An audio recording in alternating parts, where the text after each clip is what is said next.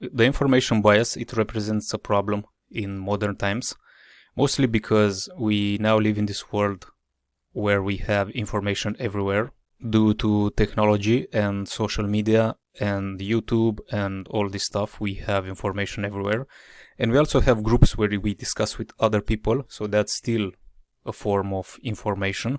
I just want to show you a few things that will definitely hold you down and distract you from what you have to do.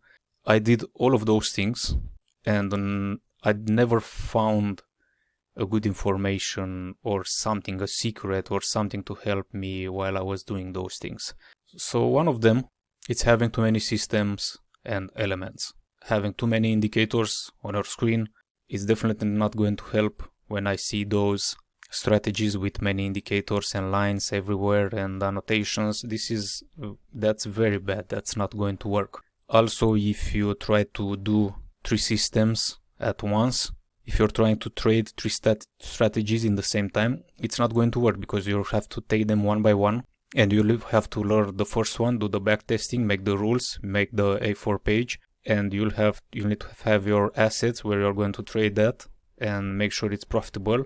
After that, when that strategy, to do that, you're in the day 100 and you know how to do that perfectly, you can start to learn a second strategy if you think you have time for that. Again, studying too many new things.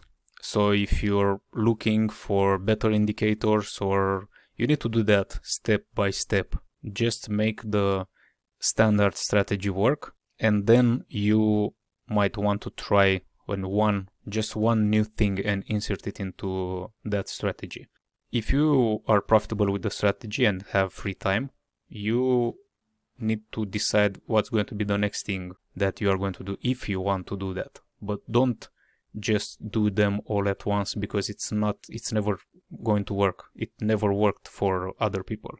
Well, what other people are not telling you is that they did those in an order. They started with the first thing, they took that to mastery, and then they started a new thing and they took that to mastery. This is how it works, not many things in the same time. Multitasking, it does not work.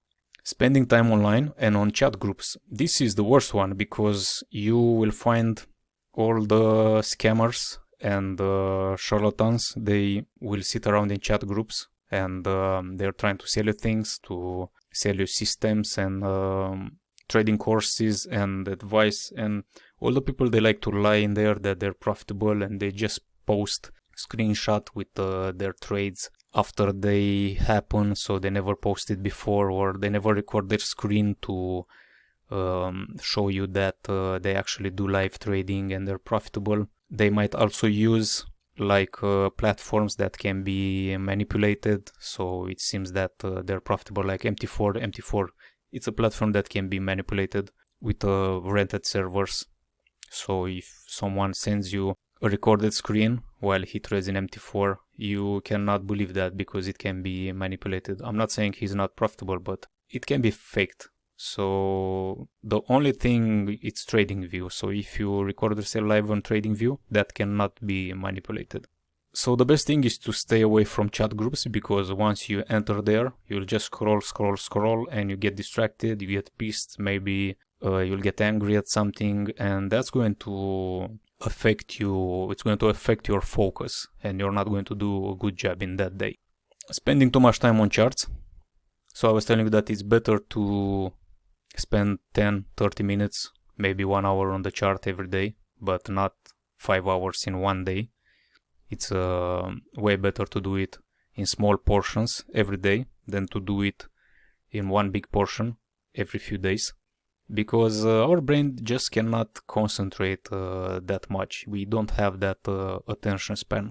So those days I was reading an old book that I like very much, and it's an old small book written by a Japanese samurai. It's called Miyamoto Musashi, and the book is called The Book of Five Rings. And in that book, it's about sword fighting, Japanese sword fighting. But it's the philosophy that is very interesting in that book, not the stories about fightings. The best quote from that book or the best conclusion from that book that really made me reread that book, and I'm going to read it again. This is not going to be the last time. It's so he was saying that once you understand mastery, you will see it in all things and all domains. So he was saying that once you do mastery in one domain, maybe it's sports or martial arts or, I don't know, cooking or trading or any domain, once you get to a level of mastery, you will understand how it's mastery done in every domain. So you'll understand what you have to do.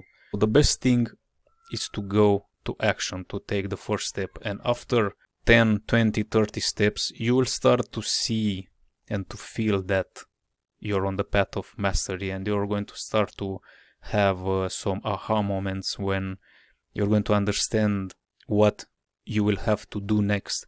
And the most important thing is that when you get distracted, you're going to notice that immediately, and you're going to get yourself back on the path of mastery. So you're never going to lose that feeling that you're on the path of mastery. So if you want, you can read that book, your spare time.